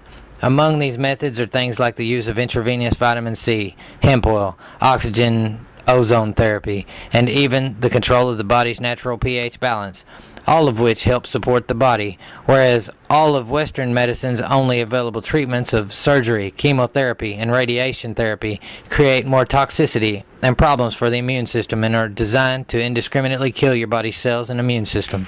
It is easy to see that we all mean less than nothing to them. Even the war veterans who risk their lives for the elite's agenda get little to no help when they return home as thanks for their participation in the forcing of other countries and their populations into doing whatever the elite deemed necessary at the time. They come home with horrible physical and psychological damage due to what they have been forced to do and all of the different horrific things that they have seen and been made to endure. For this ultimate sacrifice these veterans have made for their country under the guise of fighting for freedom, most cannot get the medical help that they need physically or mentally. Many are starving and even homeless. After spending many years at the top as the world's strongest country, the United States are on their way back downhill because the global elite are intentionally running it into the ground. The time of our usefulness has almost passed, but before they leave us totally impoverished and irreparable, I assure you they will exploit every possible resource we have and leave us with less than nothing. We will soon be too poor to do anything besides what they say. The current dire situation facing the United States, like that of so many other countries around the globe, is no accident, but rather the intentional result of a system that was designed and implemented in antiquity, known to secret society elites and Illuminati families for centuries as the Great Work, to eventually bring about the global establishment of a dragon bloodline-controlled New World Order. But what is the New World Order? As it exists today, the New World Order is a synthesis of modern descendants of these ancient dragon bloodlines. They are the survivors of ancient empires, of super merchant families, of barbarian kings, of banking families established in the Middle Ages, and of all the royal families of Europe. Their ultimate goal is the creation and total control of one world government, one world currency and bank, one world army, and a microchipped controllable population connected to a central computer to use as slave labor, as was our original purpose in remote antiquity. To perpetuate their claim of deserved superiority over the masses, the rulers of the past have explored innumerable ways to achieve their goals, both subtle and violent. But one method has been recognized as being the most effective and has been employed by the ruling aristocracy through governments, businesses, and monarchies throughout the world since prehistory right up to the present day. That is, by keeping the masses in ignorance of their true potential and power, to keep them at a low level of education, preoccupying their minds away from who they truly are from birth, to manipulate them via systematic education program in all areas of their existence, into channeling their lives in pursuit of handing over power to their rulers. If this can be done in a way that the masses have no recourse and believe this condition to be the only way to live, then they will be highly unlikely to challenge the status quo. The only way for the Brotherhood to thrive and prosper is to keep the world's population in ignorance of the amazingly powerful creatures they really are, by convincing people that they are little more than robots, that they can use these robots to perpetuate their power base. Today, the basic premise is that the goal of each individual should be to become a minute part in the global machine of consumerism led by Western multinational corporations and banks. Every other consideration is subordinate to the prime motivation of profit. Obviously, those in the positions of influence, politicians, bankers, corporate executives, media moguls, have been, according to their own definition, successful within the system, so have an interest in maintaining the status quo at all costs. This framework shapes every aspect of our life through education, the media, healthcare, cultural and sporting events, religion, etc. With these framing conditions in place, the system regulates itself. Individuals with attitudes that suit the perpetuation of the system achieve status and influence within it. Those who accept the establishment rules soon find ways to impose those rules. Those who are blind to the exploitative realities of consumerism attain positions to promote it. Regardless of how the framework came to be imposed, the truth is that the same attitudes control education, media, governments, and banks, and therefore exert an irrepressible influence over every aspect of our lives, our thoughts, and opinion. This system, like the entire Illuminati structure, is based upon the same ancient hierarchical pyramid principles symbolically illustrated by the pyramid with the all-seeing eye, with the very few elite at the apex as the all-seeing eye and ultimate controllers that dictate to the many at the bottom, who in the largest numbers are kept in ignorance and have no idea about the true agenda which is being dictated and ministered to them from above. The vast majority of people working to further the elite's aims of the New World Order do so unknowingly. Only the few at the top of the pyramids know the real agenda and what the Brotherhood is trying to achieve. The further you go down the pyramid, the more people are working for the Brotherhood, but the less they know about its real agenda. They are only aware of the individual job they do every day. They don't know how their contribution connects with those of other people in other areas of the company, government, organization, or whatever. This is further enforced at each step of the pyramid by the process of compartmentalization, which is the operation of the need-to-know principle. This way, even those upon the same level of the pyramid know very little of their fellow colleagues' business and role within the overall plan. Power always seeks power and will never stop until all power is solely in the hands of the most ambitious. Through the levels of initiation from the bottom to the top, only the most ambitious and ruthless are filtered out to occupy more and more select positions of power and knowledge of the ultimate agenda. This pyramidal structure is mirrored in government, banking, business, secret societies, and every other organization and institution. The smaller pyramids, like the local branch of a bank, fit into bigger and bigger pyramids until eventually you have the pyramid that encompasses all of the banks.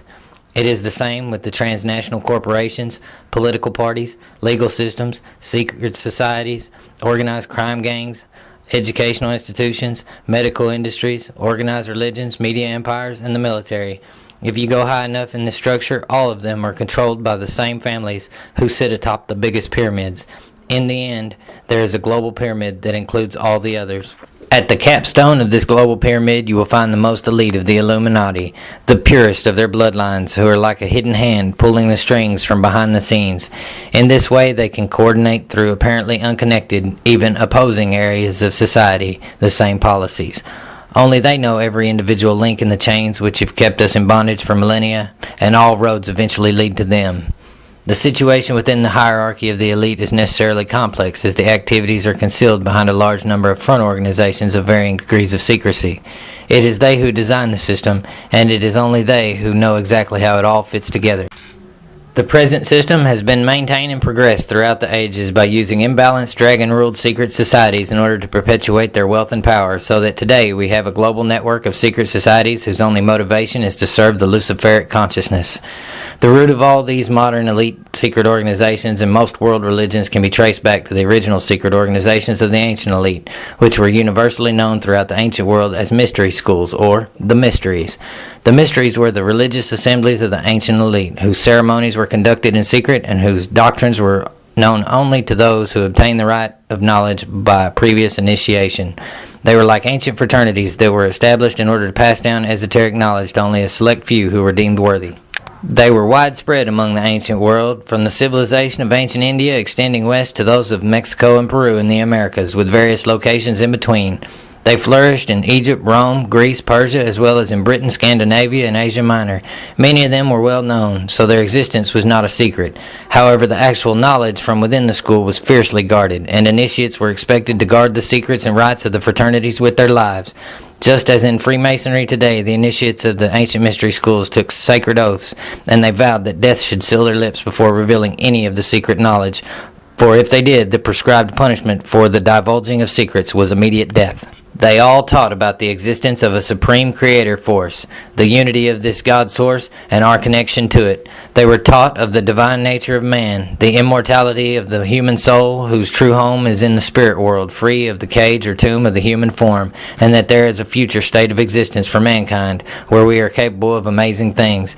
It is these esoteric truths on which virtually all world religions and secret esoteric organizations are founded and based, some more loosely than others, and many intentionally corrupted and misrepresented. The Indian gymnosophists, ancient Egyptian magicians, Greek philosophers, Celtic druids, American Indian shaman, Australian aboriginal shaman, and Oriental magicians have all possessed arcane knowledge pertaining to the true nature of creation.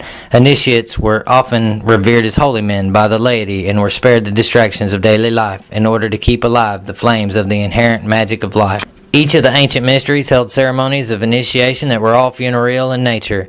They were dramatic representations of the violent death and subsequent restoration of life to a distinguished personage that was either the object of esteem as a hero or of devotion as a god. This death and rebirth symbolism is very important spiritually and continues to be utilized by Christianity and Freemasonry today. Armed with vast amounts of wealth and esoteric knowledge, the negative secret society network has flourished as the aristocracy of the world. Power, wealth, and information has been gained and maintained via warfare, exploitation, and especially in the last century through the control of the world's economic systems. In the last century, with the acceleration in technological development, particularly in terms of communication, the elite have sought to realize their ambitions more swiftly with more blatant and definable aims. Today, through a virtually monopolized media, they are attempting to control public opinion and destroy any and all alternatives to their system while making huge amounts of money and slowly gaining more and more power in the process. Still don't believe that this truly evil and monstrous conspiracy actually exists? Well, when confronted with a conspiracy of this magnitude, many say it is impossible, because if there was a huge global conspiracy for world government, someone would have spilled the beans.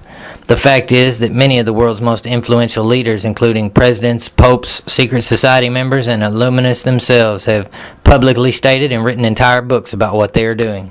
President Woodrow Wilson once stated, "Some of the biggest men in the United States in the fields of commerce and manufacturing are afraid of somebody. They know that there is a power somewhere so organized, so subtle, so watchful, so interlocked, so complete, so pervasive, that they had better not speak above their breath when they speak in condemnation of it." Former President George H.W. Bush mentioned it on several occasions. In 1988, he was quoted saying, "The New World Order is the consolidation of more power and money into tighter, fewer, righter, eliter, wider hands." Then in a speech on September 11, 1990, he stated, "Out of these troubled times, our objective, a new world order, can emerge. Today, that new world is struggling to be born, a world quite different from the one we have known." And in another of his speeches, he said, "What is at stake is more than one small country. It is a big idea, a new world order, to achieve the universal aspirations of mankind. The winds of change are with us now." In June 1992, Bush further admitted to Sarah McClendon of the Washington White House Press Corps that if the people were to ever find out what we have done, we would be chased down the street and lynched. In a speech by Pope John Paul II, he was quoted saying, "By the end of this decade, we will live under the first one-world government that has ever existed in the Society of Nations, a government with absolute authority to decide the basic issues of survival. One world government is inevitable." David Rockefeller, an American Illuminati banker, head of the Rockefeller Empire, and one of the top 500 wealthiest people on earth, admitted in his memoirs that some even believe we, the Rockefeller family, are part of a secret cabal working against the best interests of the United States, characterizing my family and me as internationalists, and of conspiring with others around the world to build a more integrated global political and economic structure. One world, if you will. If that's the charge, I stand guilty, and I am proud of it. Later, at a UN conference in 1994, he confirmed that they are just waiting on the right circumstance to implement in-game, saying, "This present window of opportunity, during which a truly peaceful and interdependent world order might be built, will not be open for too long. We are on the verge of a global transformation. All we need is the right major crisis, and the nations will accept the New World Order." This information is disturbing enough on its own, but here's where it really starts to get totally sick and twisted. You see, all the available evidence points towards the fact that there is an Illuminati depopulation agenda in place, which is also referred to as the Great Culling.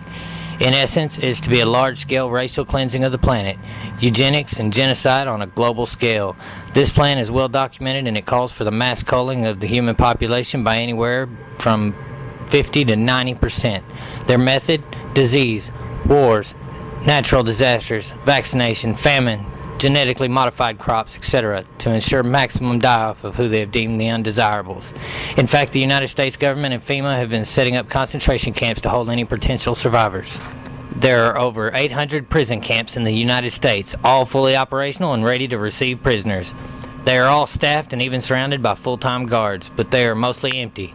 The camps all have railroad facilities as well as roads leading to and from the detention facilities. Many also have an airport nearby, like the one near the new mysterious Denver International Airport, which is also known as the New World Airport. The majority of the camps can house a population of 20,000 prisoners. Currently, the largest of these facilities is just outside Fairbanks, Alaska. The Alaskan facility is a massive mental health facility and can hold approximately 2 million people. These camps are to be operated by FEMA should martial law need to be implemented in the United States. And all it would take is a presidential signature on a proclamation and the Attorney General's signature on a warrant to which a list of names is attached. The Rex 84 program was established on the reasoning that if a mass exodus of illegal aliens crossed the Mexican-U.S. border, they would be quickly rounded up and detained in detention centers by FEMA. Rex 84 allows for many military bases to be closed down and to be turned into prisons. Operation Cable Splicer and Operation Garden Plot are the two sub-programs which will be implemented once the Rex 84 program is initiated for its proper purpose. Garden Plot is the program to control the population. Cable Splicer is the program for an orderly takeover of the state and local governments by the federal government. FEMA is the executive arm of the coming police state and thus will head up all operations. There are presidential executive orders associated with FEMA already listed on the Federal Register that would suspend the Constitution and the Bill of Rights that are also part of the legal framework for this operation. These executive orders have been on record for nearly 30 years and could be enacted by the stroke of a presidential pen. By all accounts, it would appear that something major is on the horizon, so it should be no surprise that there are quite a number of ancient sources from around the globe that point to the year 2012, or around this time in history, as being a time of some sort of extreme change, heralding in a new age. Among these sources are the Mayan calendar, the Hopi, the Inca, the Aztecs, Colburn Bible of the Egyptians and Celts, the Kali Yuga of India, I Ching of China, Nostradamus, and even a very modern thing called the web bot that, according to the History Channel, was created to monitor and analyze information out on the internet in order to be able to predict the stock market, and it goes completely blank of information for 3 months starting on 12/21/12. There are two different kinds of major changes that are supposed to happen at this time in our history. One makes the future look bleak and hopeless with death and cataclysm, while the other looks more bright and hopeful with love and enlightenment. In the doom and gloom scenario, there is talk of solar flares, earthquakes, and polar shifts or pole reversals, which have been proven to have happened hundreds of times in Earth's history, and these cause catastrophic destruction across the entire globe. When the poles shift, mountains rise and fall in the blink of an eye as the Earth's plates shift, while massive earthquakes happen and volcanoes erupt, and there is massive flooding as tsunamis slam ashore, and the Earth's face is resituated with brand new orientation in relation to the poles. The Golden Age scenario, on the other hand, predicts a new Golden Age where people of different races, colors, and creeds from all over the world gather around a new Messiah called Maitreya, heralding an era of peace and enlightenment. Maitreya is a very important figure that has been expected for generations by all the major religions. Christians know him as the Christ and expect his imminent return. Jews await him as the Messiah. Hindus look for the coming of Krishna. Buddhists expect him as Maitreya Buddha, and the Muslims anticipate the Imam Mahdi or Messiah. Although the names are different, many believe they all refer to the same individual, the World Teacher, whose personal name is Maitreya. Preferring to be known simply as the Teacher, Maitreya will not come as a religious leader or to found a new religion, but as a teacher and guide for people of every religion and those of no religion. At this time of great political, economic, and social crisis, Maitreya will inspire humanity to see itself as one family and create a civilization based on sharing, economic and social justice, and global cooperation. He will launch a call to action to save the millions of people who starve to death every year in a world of plenty. Among Maitreya's recommendations will be a shift in social priorities so that adequate food, housing, clothing, education, and medical care become universal rights. Under Maitreya's inspiration, humanity itself will make the required changes and create a saner and more just world for all. One mention of Maitreya in a Sanskrit text implies that he is a teacher of meditative transcendhata and states that gods, men, and other beings will lose their doubts and the torrents of their cravings will be cut off. Free from all misery, they will manage to cross the ocean of becoming. No longer will they regard anything as their own. They will have no possession. They will have torn the net of passions. They will manage to enter into trances, and theirs will be an abundance of joy and happiness, for they will lead a holy life under Maitreya's guidance. Be wise, however, and do not be fooled by the Antichrist, who will appear somewhere out of the European Union, speaking sweetly and convincingly, telling you what you want to hear. Use the internet to check credentials, for they will be tricky to distinguish between, because their stories are similarly prophesied. One main difference is that the true Christ will not only lead and rule the people lovingly, opposite of what the Antichrist wishes to do, but he will also speak and teach of esoteric things that the Antichrist will continue to keep hidden. He will teach a Hermetic philosophy like the ones taught in the ancient mysteries, based on the teachings of Hermes, also known as Thoth, the author of the Emerald Tablets. Hermetic followers believe in the divine nature of man and that we are capable of acquiring amazing abilities through techniques aimed at learning how to master aspects of ourselves. These include the full and complete conquest of the mental faculties, the development of all forces and energies, the emancipation of the will, and the attainment of an absolute individualism. In other words, the great work of the Hermetic art is, before all things, the recreation of man himself by means of transmutation. He will teach that a God source does exist, and that all the concepts of one God in every religion are speaking of this same energy source of which all things are made. The Hermetic view of God is that absolutely everything that is, was, or will be collectively makes up what is called the All. Rather than the All being simply the sum total of the universe, it is more correct to say that everything in the universe is within the mind of the All. Since the All is looked at as mind itself, or a unified field of pure consciousness, a thinking energy from which everything in existence is made, energy and matter are one and the same. All of the ancient cultures had a very thorough understanding of this universal thinking energy.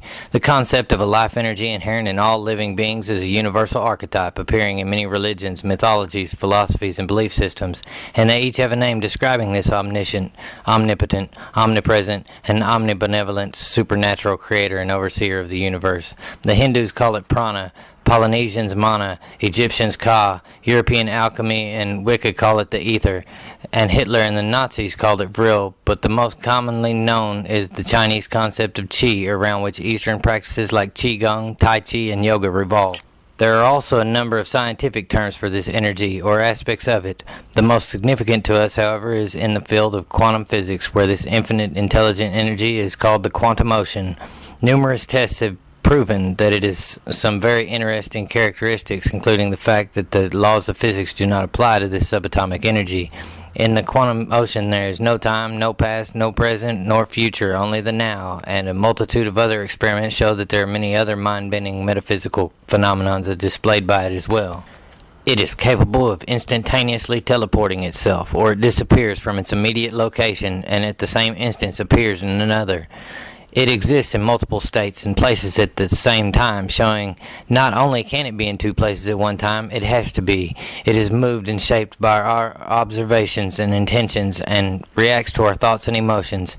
In fact, the laws of quantum physics tells us that we live in a participatory and holographic universe where thoughts are things and consciousness creates. Thus, we are all co-creators of our own realities and destinies. This means that we have all the power we need to create all the changes that we choose in our lives and in our world, and it is through this field of consciousness that together we create the healing or the suffering, the peace or the war. These experiments have shown conclusively that we interact with the quantum ocean, whether we know it or not, and whether we want to or not. So could we do it intentionally? Well, according to the ancients, the answer is yes. The pursuit of establishing a connection with this divine energy source is called mysticism, and is defined as the pursuit of communion with, identity with, or conscious awareness of an ultimate reality, divinity, spiritual truth, or God through direct experience, intuition, instinct, or insight. Also, according to these ancients, we have the ability to harness and control and use this universal energy in a variety of different ways that range from telekinesis and levitation to astral projection and even spontaneous healing. Many religions and philosophies believe that it is only through mysticism that the latent abilities in man are released. Almost all religions have a mystical path, including Christianity, and those throughout history who were successful in their mystical pursuits were called mystics, shaman, magi, high priests, kahunas, and brahmin, and were able to perform natural feats that we in the Western world would consider to be magic. In this new age of enlightenment we are about to enter, known in astrology as the age of Aquarius, we human beings will not only learn about this universal thinking energy God source, but also the amazing truth of what we are really capable of. We are to begin the mastery of these things, which will begin with the mastery of oneself. This is mankind's next stage to master in his evolution to the divine God-man he is. Just like the ascended masters of the past, during this period of time, the secret esoteric hermetic principles that have been hidden from the masses for millennia by secret organizations will be shared with and practiced by all. The Kybalion is a book that was published anonymously in 1908 by a group or person under the pseudonym of the Three Initiates. It claims to be an elucidation of an ancient, unpublished Hermetic text of the same name, and to be the essence of the teachings of Hermes. In it is described the 7 Hermetic principles. These are the principles of mentalism, vibration, correspondence, polarity, rhythm, cause and effect, and gender. Though they are all important, I'm going to focus briefly on the first two, mentalism and vibration, because I believe an understanding of these two principles combined with an understanding of this God source is really going to be the key to you beginning to understand and believe in your own God-given divinity, and your belief is the master key to unlocking your full potential. In the beginning, as the religions of East and West so strikingly agree, was the word, meaning the vibration of sound. The principle of vibration explains that everything in existence vibrates, and the differences between different manifestations of matter, energy, mind, and even spirit result largely from varying rates of vibration, from the all, which is pure spirit vibrating at an infinite rate of intensity, down to the grossest form of matter, whose vibrations are so low as to seem at rest. All is in vibration. The higher the vibration, the higher the position in the scale. Between these poles, there are millions upon millions of varying degrees of vibration. It turns out that there is a sacred or mystical syllable in the Dharmic or Indian religions like Hinduism, Jainism, and Buddhism that is shared with the Abrahamic religions of Judaism, Christianity, and Islam, and it plays a similar role in its use within these traditions. The divine vibration is the sound Om. Hindus believe that as creation began, the divine all-encompassing consciousness took the form of the first and original vibration, manifesting in the sound Om. It is the sound of creation and symbolizes the manifestation of God in form. In most of these religions, it is typically recited after prayers, and in Arabic, Amen simply means so be it. The principle of mentalism embodies the truth that all is mind. It explains that not only are our own minds powerful creating tools, but the all may be considered and thought of as a universal, infinite living mind. It also explains that all the phenomenal world or universe is simply a mental creation of the all. This law also states that the holographic memory of the human genome enables our DNA biocomputer to form images of biostructures holographically, and that the universe is a mental creation of all of humanity, that is, the collective human consciousness.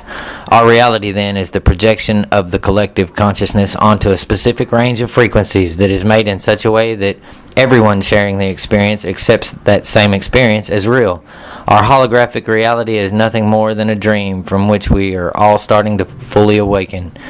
A gigantic network of Akashic energy from which everyone accesses the same data simultaneously and in real time. The differences between the manifestations of the physical, mental, emotional, and spiritual result simply from different levels of vibrating energy or frequencies. So while the feelings of fear, grief, and despair vibrate at very low frequency, the feelings of love, joy, and gratitude vibrate much quicker. Although most frequencies exist outside of our normal range of perception, all can be perceived as both colors and sounds. So the color blue is also heard as the musical key of D, which vibrates at 587 Hertz. But what is more interesting is that if a frequency is vibrating fast enough, it's emitted as a color of light. The occultist, alchemist, philosopher, and mystic Alexander St. Ives was one of the most influential spiritual teachers or philosophers of France in the 19th century. He wrote several works and manuscripts. His last was an enormous work published in 1903 called The Archaeometer. The book explores the value of various philosophical, scientific, occult, and religious systems and their place in the universal tree of science or tradition, and it was intended to be the key to all religions and sciences of the ancients. Archaeometer is the measurement of the arche, or the universal cosmic force, of which the Hermeticist speaks. It is a process, a key, which makes it possible to penetrate the mysteries of the word or vibration. It is a measuring instrument of the first or primary principles of the manifested universe. It shows how the original Atlantean alphabet translates into the material, the word, form, color, smell, sound, and taste, the key to all religions and the sciences of antiquity. It is a universal canon or guide which points out the relationship between astrological indications, tones, smells, letters, and colors, where the musician finds therein the color of tones, the writer the tone character of letter, etc. When two frequencies are brought together, the lower will always rise to meet the higher. This is the principle of resonance. A great example of how vibrations affect forms is found in the work of Dr. Masaru Emoto. Because water is the most receptive of the four elements, Dr. Emoto figured that water might respond to thoughts, and since 1999 he has published several collections of photographs and explanations of his amazing experiment findings. In his vast array of experiments, Dr. Emoto has utilized numerous variables, including a variety of different water sources and modes of inducing vibration. In one experiment, he printed out words, and then he taped the various words to bottles filled with distilled water. He left the bottled water out overnight. He then photographed the water with a dark-field microscope the next day. The first word used was the Japanese word for thank you. The result was the formation of a beautiful crystal structure. The bottle labeled, "You make me sick, I want to kill you," produced a murky yellow sample that resembled pond scum. When you give your thought to something, you alter its molecular structure. Your conscious and unconscious thoughts are creating the universe that you're sitting on. Thoughts become form. They say the hard science of how our thoughts affect water molecules is unknown, but what we do know is that about 70% of your body is water, and so if thoughts can alter the molecular form of water, imagine what our thoughts, especially negative, are doing to our bodies every day. Using the principle of resonance, we can actually increase the speed at which the molecules in our bodies vibrate through our thoughts of love, joy, and gratitude. Christy Marie Sheldon, founder of Lover Above, woke up one day with the ability to read and communicate with people's energy fields or auras and tell them what is holding them back in life. According to Christy, the key to manifesting and attracting what you want lies in overcoming the hidden abundance blocks that lurk within your energy field and subconscious mind. According to Christy, it all starts with your personal vibration, and the sole reason why you're where you are is because you're vibrating at the average human level of 207 on a scale that reaches 1,000. However, the good news is that you do not need to reach 1,000 to reap the benefits. All you have to do is raise your vibration to the level of love or above, which is 500. At 500 and above is where love, joy, and abundance are all easily within your grasp. Once you're vibrating at this level, you'll become a magnet for the things you truly want. You can think of the pyramid capstone with the eye as the vibrations between 700 and 1,000. Albert Einstein once said, "Everything is energy, and that's all there is to it. Match the frequency of the reality you want, and you cannot help but get that reality. It can be no other way. This is not philosophy, this is physics." Harmonics is the technology that enables the determination of the sound frequency one needs for balance and harmony of mind, body, and spirit. In his book titled The Universal Laws of God, Dr. Joshua David Stone, Ph.D., wrote about how we are all electromagnetic beings, so our subconscious mind is always attracting and magnetizing vibrational frequencies. Like everything else in the universe, thought waves have their own unique frequency, and once a thought is accepted into the conscious mind, it imprints itself on the subconscious like a computer, which then attracts and magnetizes it. Our thoughts are frequencies to which other similar frequencies are constantly resonating, and it is our aura that acts as an antenna to attract them. So we are unconsciously broadcasting frequencies that are picking up similar frequencies from everyone and everything around us. We are literally attracting vibrational frequencies back to ourselves like a magnet. This resonance is the basis for a universal law, the law of attraction. The magnetic force of the law of attraction is one of our greatest assets. It's the basis for the ability that God gave us in being able to create heaven on earth, and it is our thoughts that actually manifest the experience. When atoms slow down, third-dimensional matter is created. When they speed up, the higher dimensions of consciousness can be reached. And the higher our consciousness is raised, the closer to spirit we become. At the highest vibrations is the level of consciousness sought after by mystics throughout all ages. This is the level called, among its many alternative terms, God consciousness.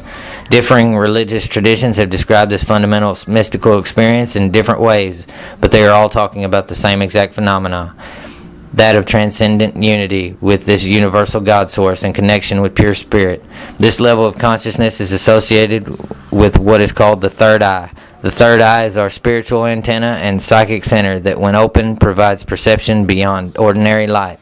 It is associated with the sixth chakra, or the brow chakra by the Hindu, and its location is said to be the pineal gland. The pineal gland is a 50 millimeter long, around the size of a pea, pine cone shaped structure sitting deep down in the center of the head. It is located between the left and right brain hemispheres near the base of the brain.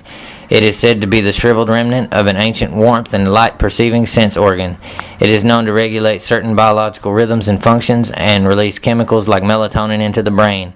It is called the House of Spirit by the Chinese, and as you can see, the Babylonians, Assyrians, Greeks, and Egyptians and others also knew too well of this sacred pine cone-shaped gland and spiritual light receptor. There is no doubt that the early Christian church also knew about the existence of this godly gland. Evidence to prove this includes the pine cone staff carried around by the Pope, and the fact that the largest pine cone in the world is at Vatican Square in the Court of the Pine Cone. It is even referenced a couple times in the Bible. I know, you're sitting there right now thinking, wow, that's amazing. How do I get started doing this stuff? Well, the most proven method is the over 5,000-year-old Chinese art and practice of Qigong. And L.B. Carney's book, Qigong, Chinese Healing, Energy, and Natural Magic, is one of the best sources that I have encountered, and in my opinion, it's a great place to get started. The term Qigong is used to describe various Chinese systems of physical and mental training for health, martial arts, and self-enlightenment. Qi is the central underlying principle in traditional Chinese medicine and martial arts, and is usually translated as life energy, life force, or energy flow, and definitions often involve breath, air, gas, or relationship between matter, energy, and spirit. Gong is often translated as work or practice, and definitions include achievement, results, skill, mastery, and accomplishment. The two words are combined to describe systems and methods of energy cultivation that are designed to cultivate and balance life energy. In short, Qigong is the study of this universal thinking energy, and it is a discipline that emphasizes learning how to deliberately harness, develop, manipulate, and utilize this form of intrinsic energy that is within living organisms, including your own body. The method and ultimate objective for the practice is dependent on the practitioner. From my research, I have identified two basic guidelines that seem to be the general rules that most esoteric traditions and religions appear to follow concerning connecting to this universal energy. At risk of oversimplifying the process, it appears that one needs to live what I call an energy affirming, or including proper diet of raw, fresh, energy-rich foods, hydration, regular exercise, meditation, and breathing techniques used for acquiring, building, and the moving of this energy, as well as a vibrationally positive, including positive thoughts, emotions, feelings, and actions like love and kindness and compassion that keep you vibrating at a high frequency, lifestyles that will eventually allow you to vibrate at the frequency of pure spirit. The ancient mystics understood, and modern experiments have proven, that the single most powerful force in the universe lives within each of us, and if the particles that we are made of can be in instantaneous communication with one another, exist in two places at once, live in the past as well as the future, and even change history through choices in the present, then we can too. The only difference between those isolated particles and us is that we're made of a lot of them, held together by the power of consciousness itself. Be the change that you wish to happen. We are being given our final warnings and opportunities to do all we can to emerge from the despair of the old dark order and into the new future of light. The only way to achieve this is to recognize the pitfalls of the Luciferic influence and live our spiritual ideals in deed as well as in thought. In order to facilitate the transformation, we must resist the urge to identify those who would seek to control us as hopelessly evil. We must recognize the system for what it is and seek to change it in a loving, positive, and balanced way. Even at the highest levels of the Brotherhood elite, the most misguided of the Illuminati are not immune from the effects of the global reawakening. It is those who are most imbalanced towards negativity who have the greatest positive potential. If just one of these elite Luciferic controlled minds is returned to its natural balanced state, then virtually the entire process could be reversed overnight. This is a potential, and any potential is possible. It all depends on how much energy we channel into that potential to make it a reality. Don't allow the further decline, or the consequences may be disastrous. Always be true to yourself first and foremost and see beneath the veil of deceit. Remember, these people kill or cause people to be killed for profit, pleasure, and power. No one is inexpendable, and most of the executors of these hidden agendas are entirely unaware or willfully ignorant of what they are really being used for. The coming transformation to a unified, multidimensional Christ consciousness will affect everyone, the Brotherhood included. We can only be controlled if we allow ourselves to be so. Nothing is impossible. We are the vehicles for the divine consciousness. We are the creative hands of God. It is up to all of us, and that includes the Brotherhood, to reevaluate our position, for we cannot escape ourselves and the karma we create. The biggest obstacle in overcoming this conspiracy is information. The most important thing to do is continue educating yourself and start awakening others to the global conspiracy. Utilize the internet, for at no other time in our history have we had the capability to spread information in such a rapid fashion, but the window of opportunity will not be open for much longer. Educate your friends, family, neighbors, and co-workers. Send this video to everyone you can. Burn and post your own copies. I hereby give permission, and give them to everyone you know. When your friends ask where you attained it, simply say that someone loved you enough to give you the gift of truth, and ask them to do the same. The fate of the world is in your hands, and I sincerely hope this video inspires each of you to wake up and to reach your fullest potential, because you are all amazing creatures. Be good to yourselves and others, follow your heart, and always love. What happens is up to you. Love to you all. Namaste.